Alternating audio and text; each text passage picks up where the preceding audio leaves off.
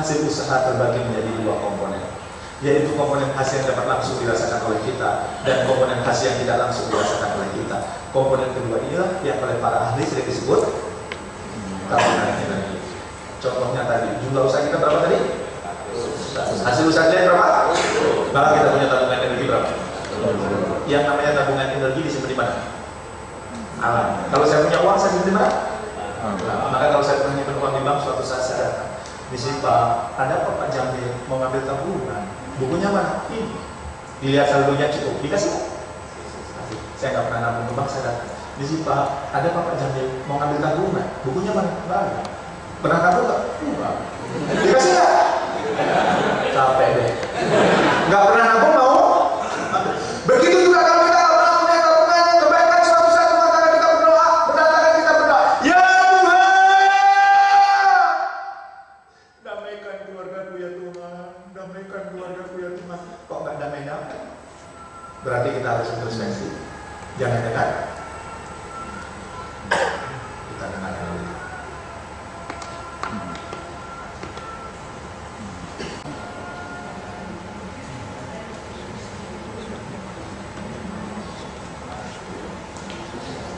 Yes. Oke, saran kita. Sampai mana ya? Ya. Kita tabungannya, kita mengeluarkan energi 100. Yang kita dapat 10, berarti kita punya tabungan energi 90. Tadi waktu kemudian kita kok nggak ada berdoa, kok nggak ditabungkan? Jangan-jangan selama ini kita nggak punya tabungan kebaikan. Dulu kok nggak punya tabungan kebaikan? Karena semua perbuatan yang kita lakukan selalu meminta ibadah. Bantuin gue dong, gue dapat apa? Nggak dapat apa-apa. Hari ini nggak dapat apa-apa. Alhamdulillah ya. Kita nggak punya tabungan, berarti kita nggak pantas mencairkan. Dan ternyata tabungan energi itu bisa bernilai positif, bisa bernilai negatif, tergantung dari energi yang kita keluarkan. Contohnya, korupsi positif atau negatif? Alhamdulillah. Kenapa saya bilang alhamdulillah? Karena saya pernah isi anggota dewan, saya tanya dulu, korupsi itu positif atau negatif? Jawabnya, tergantung Pak. Tergantung gimana, ketahuan KPK atau kalau ketahuan negatif, kalau nggak positif. Ya, kalau di sini alhamdulillah. Katakan ada orang korupsi 9.000 dengan korupsi itu perasaannya jadi gelisah. Aduh, jangan-jangan benar saya ini orangnya ember. Dia cerita ke sana kemana, aduh aku masuk koran, aduh masuk TV One, masuk Metro TV. Malu aku, malu semua temanku di BLN tahu, malu aku. Perasaan gelisah itu ada nilainya kan? Ada. Katakan perasaan gelisah itu nilainya 400 dan orang itu korupsi 1.000. Maka dia masih punya tabungan energi dikali berapa? Minus 600 yang suatu saat pasti menimpa orang itu, dan itu pasti sebagaimana pastinya hukum alam yang lain. Ada dari sini energi positif atau negatif? Wah, harusnya ya kalau uang segini, rapat kerja gini di hotel berbintang, dapat makan, dapat amplop, dapat mie, total energinya 2 hari ini bisa 5 juta. Sekarang kita datang ke sini total energinya cuma 3 juta. Anda nggak perlu berkecil hati. Berarti Anda punya tabungan 2 juta yang suatu saat berakhir. Dan ternyata setiap orang itu unik, punya preferensi sendiri-sendiri. Tabungan energi Anda tidak mungkin ditukar dengan tabungan energi orang lain. Jadi salah kalau menyatakan, perasaan saya yang banting tulang, kok dia yang dapat tulangnya saya dibanting-banting. Kenapa? Karena setiap orang itu punya kode frekuensi. Contohnya dari depan sampai belakang, satu persatu saya minta untuk berbicara. Suaranya ada yang sama? Kenapa nggak sama? Karena frekuensinya beda. Apa itu frekuensi manusia? Frekuensi manusia ada di tulang belakang manusia. Kalau di sini Anda sarjana biologi pasti pernah belajar ya, bahwa di tulang belakang manusia ada butiran sebesar pasir. Waktu kita kuliah dulu disebut tulang kakak. Dalam agama Islam disebut azbuzana. Dalam agama Hindu Buddha disebut sarikadatu atau relik. Ternyata azbuzana ini, tulang kakak ini, sarikadatu ini, relik adalah black box dengan penyaluran energi manusia di dunia. Yang menjamin, yang memastikan bahwa energi yang kita keluarkan baliknya pasti ke kita, nggak bakal tertukar. Dan hasbu janab ini, tulang kata ini, sari darat ini, relik ini dibakar sampai 1000 derajat Celcius tidak usah. Mohon maaf yang beragama Hindu. Kalau ada orang Hindu meninggal yang baik, dibakar, di ngabek. Setelah di ngabek, dicari abunya. Dari abunya bisa dicari relik. Dari reliknya ketahuan apakah orang ini ketika hidup banyak tabungan energi positif atau negatif. Tahun 2002 di Kelapa di Jakarta ada pameran relik yang suci. Salah satu yang dipamerkan adalah reliknya Siddhartha Gautama. Reliknya Siddhartha Gautama itu bening, bersih, mengkilat. Kenapa? Karena menurut teori ini, semakin banyak orang itu tabungan energi positifnya, reliknya itu bening, bersih, mengkilat. Dan semakin banyak orang itu tabungan energi negatifnya, reliknya itu butek, keruh, gelap. Ini saya ambil dari situs budaya. Tulang kata itu ada di sini. Yang ini bening, berarti tabungan energi positifnya banyak. Yang ini gelap, berarti tabungan energi negatifnya banyak. Kira-kira kalau Anda meninggal hari ini, reliknya warna apa? Saya tidak akan menghakimi beban itu semua. Yang tahu siapa? Yang Maha Kuasa, kita hanya bisa mengilangnya. Maka berdasarkan fakta ini, energi yang kita tabung ini tidak akan pernah hilang dan suatu saat akan kembali kepada kita dalam bentuk yang tidak kita duga sebelumnya. Apabila kita menabung energi negatif, maka kita mendapatkan energi negatif tersebut kembali. Contohnya apa? Nanti begitu istirahat masuk toilet, begitu jongkok, BlackBerry-nya masuk toilet. BlackBerry belum lunas. Berarti pencairan tabungan energi negatif. Maka Anda nggak perlu heran kenapa ada kandidat bupati di daerah Jawa Timur kalah bersaing keluar telanjang. Saya nonton di SCTV, kontal kanjil. Karena kecil kontal kanjil ya, besar ya.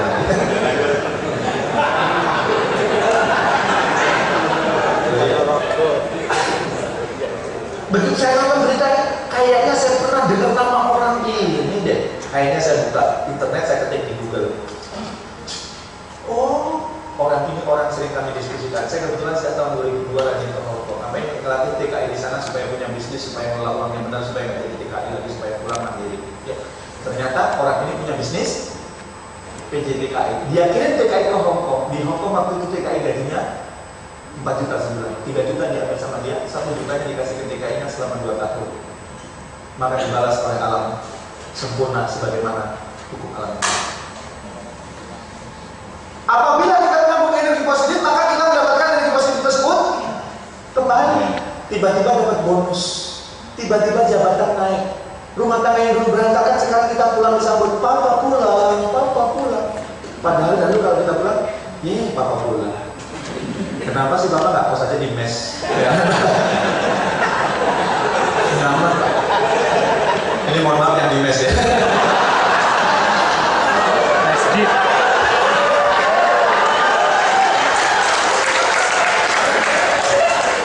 Bapak bersama dia, 1 jutanya dikasih ke TKI-nya selama 2 tahun.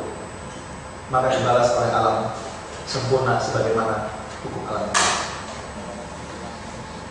Apabila kita menabung energi positif, maka kita mendapatkan energi positif tersebut kembali. Tiba-tiba dapat bonus, tiba-tiba jabatan naik. Rumah tangga yang dulu berantakan sekarang kita pulang disambut, papa pulang, papa pulang. Padahal dulu kalau kita pulang, papa pulang.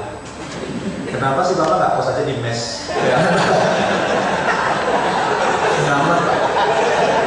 Ini mohon maaf yang di mes ya. Masjid.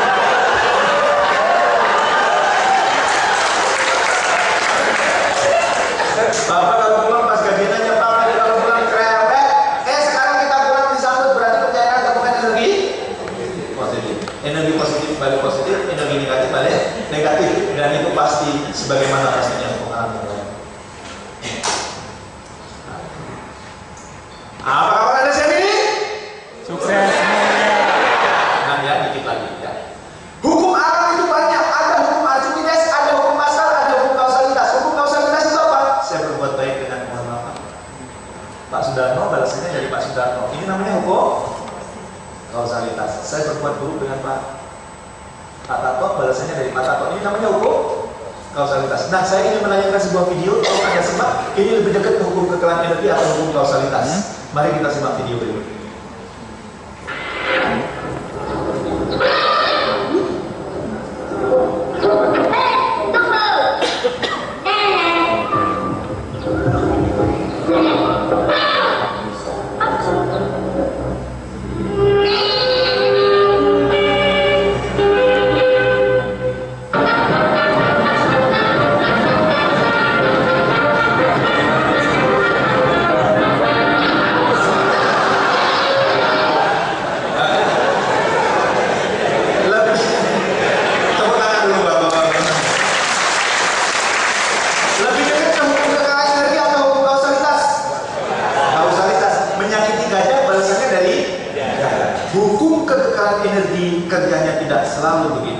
Saya berbuat baik dengan Pak Sudarmo, belum tentu balasannya dari Pak Sudarmo. Saya berbuat buruk dengan Pak Tato, belum tentu balasannya dari Pak Tato. Anda berbuat baik di PLN, belum tentu balasannya dari.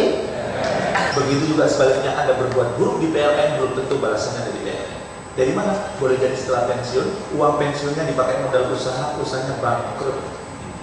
Bahkan di dalam bahasa Jawa ada istilah wes ditolo mentok. Apa itu sudah mentok? Nanti keluar dari sini di jalan ada nenek-nenek nyebrang jalan. Anda turun dari mobil di seberangin. Akhirnya saya seberanginnya, ini energi positifnya. Tadi dijelasin sama Pak Jamil ya. Yang jelasin cakep banget ya. Begitu sudah di seberangin, dia tidak berucap terima kasih malah. Anak muda, kamu ini bagaimana? Saya mau bunuh diri malah ditolong. Kita nyebrangin nenek-nenek energi positif. Kita di mana nenek-nenek? Mengurangi tabungan energi negatif. Maka kalau ada orang marah kepada Anda harusnya terima kasih, mengurangi tabungan energi daripada masuk rumah sakit. Makanya kalau di rumah tangga kami selalu berdoa sebelum tidur. Pertama, untuk orang yang berbuat baik sama kita. Ini teman-teman PLN sekarang nanti malam pasti didoakan. Yang kedua, orang yang berbuat buruk sama kita doakan. Anak saya di Jerman pernah protes, Pak, dia itu berbuat buruk sama kita, kenapa kita doakan? Iya, nah, dengan dia berbuat buruk sama kita, itu mengurangi tabungan energi negatif kita. Maka balasannya kita doakan dia. Jangan sampai 7 turunan nggak boleh maafin lo ya. Kalau saya diomongin gitu, saya jawab, saya kan turunan ke-8, maafin aja. Susah amat. Energi positif, balik positif, energi negatif. Nah, sekarang apa hubungannya tabungan energi dengan pahala? Tabungan energi berbuat satu, balasannya satu. Pahala berbuat satu, balasannya bisa 1, bisa 10, bisa 27, bisa 100, bisa 1000, bahkan ada yang sama dengan 1000 bulan. Makanya nasihat pernah nanya, Pak, 1 tambah 1 berapa? 2. Itu mana SD juga tahu. 1 tambah 1, 11 lah. Ya, itu mana SMP juga tahu. Kalau gitu Bapak nggak ngerti nih. Bapak nggak ngerti 1 tambah 1 selain 2 dan 11? Enggak, bener. Nyelah. 1 tambah 1, 27 Pak. Kok bisa begitu saya? Bapak kalau sholat sendirian pahalanya berapa? 1. Kalau berdua? 27. Berarti 1 tambah 1 berapa Pak? 27. Langsung saya pun, nah kamu pinter, nah itu turunan.